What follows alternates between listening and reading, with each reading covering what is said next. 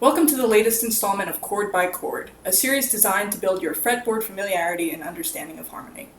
In the previous lesson, I showed you various ways of connecting C and G chords. This time, we're going to do the same thing, but with G and D chords. Example 1 shows how to play a G and D progression with open chords. Notice how, when I play the G chord, I put my third finger on the second string and hold it there as I move to the D. This makes for a smoother transition between the two shapes. Example 2 shows a common way to move between G and D using barre chords. It might be a little difficult to switch between these two shapes cleanly at first, so make sure to take your time with this one. If you find it's a bit too difficult, you can try example 3A, which makes use of compact voicings on the top three strings.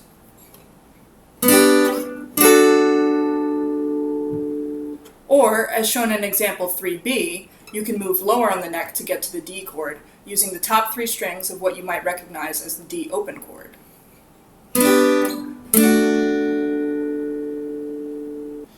Examples 4A and 4B demonstrate less common ways to move between G and D chords.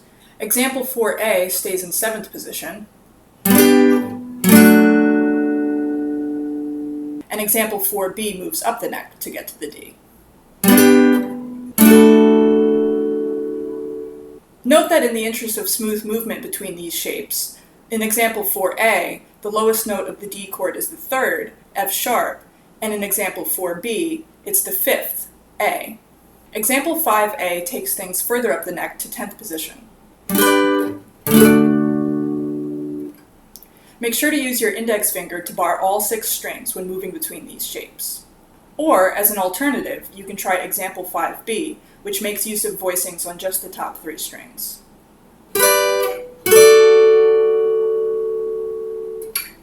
As you did last week, practice switching between each of these chord shapes using as little finger movement as possible, and make sure you can clearly hear all of the notes in each chord. A couple of songs that make use of a G to D progression are A Beginning Song by the Decemberists and A Lot of Movin' by the Avett Brothers.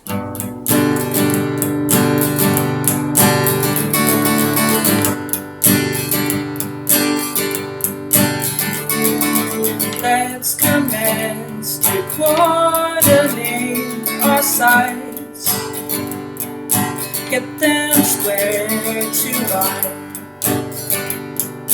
get them square to line.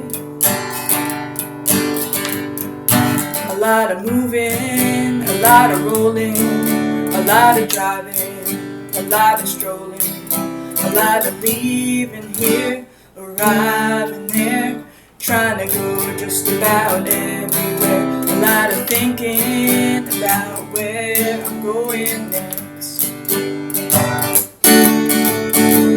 That's it for the G to D progression.